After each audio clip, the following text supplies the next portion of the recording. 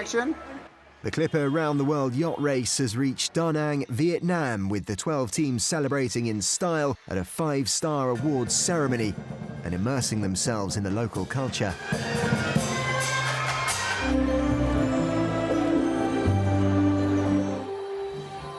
The crew have found themselves in the media spotlight, especially as they took to the red carpet and were presented with prizes in this latest stage, the Da Nang New Discovery of Asia race.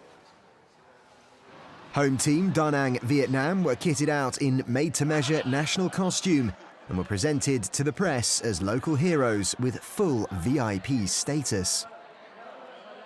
The Stormhook Social Spirit Award went to the team of Visit Seattle.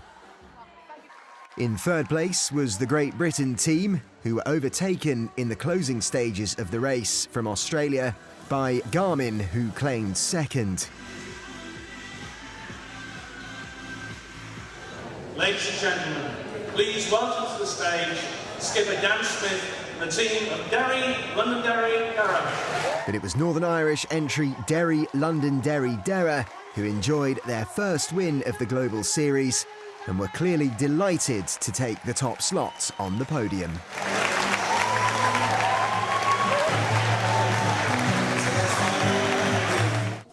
Having completed the 7th of 14 races, crew are also marking the halfway point with some recovery time by taking in the sights after a tough month of racing.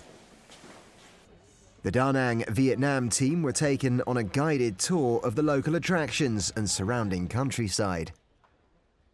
This stopover has been by far the best, and the way the Vietnamese people have turned on the hospitality for us has been sensational. Just feel so safe walking around the streets, and we're welcomed everywhere. I went home with a local Vietnamese family last night, and we went home on their bike, on the motorbike, and I was there for an hour or so. We had a few drinks, and then they put me back on the motorbike and took me back to the hotel. It's really enjoyed it. It's good to see how they actually live. And for Winter Paralympics gold medalist Charlotte Evans, who has swapped the ski slopes for the high seas, she's also enjoying the experience after surviving her first equator crossing ceremony and tough sailing conditions. Oh, it's amazing. Like, we were kind of a bit, after race finish, we didn't really have a celebration. It was kind of, let's go to bed, let's sleep, and kind of get up in the morning to do the next shift. So it's incredible. Like, I feel like I'm back at the games, and it's kind of all the same excitement and liveliness, and I think everyone's just buzzing to be kind of on land. Oh, I'm loving it. I literally am having the best time of my life, and I think the people are the people that are making it. I think my watch is incredible, and I've got such great friends that I've made on this trip, and that is definitely what's making this trip for me. It's great fun. We know when to be serious and when to race hard, but actually we know when to be lighthearted and enjoy the experience as well, and yeah, I'm having a great time. There's still work to do though, with the yachts having to be cleaned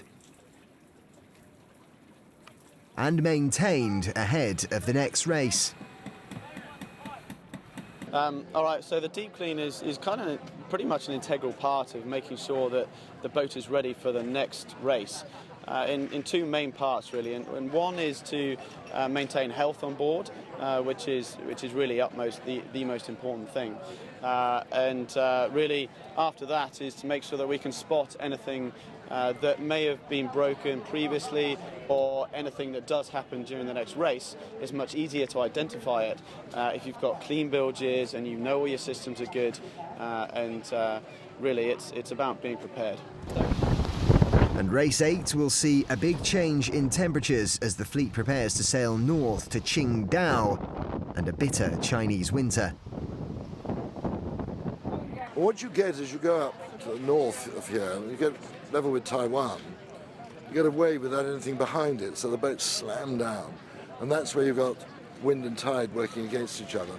But the winds tend to come from the north, right across from, northern Russia, Mongolia. So it's very, very cold, sleet, snow. The crew really do need all the warm clothing they can find just to keep warm. I remember a couple of races back, a chap coming up, he was a bit weather-beaten in Qingdao, and I said, what was that like? And he said, that's the toughest thing I've ever done, but I feel I'm a real sailor now. And I thought, and you are.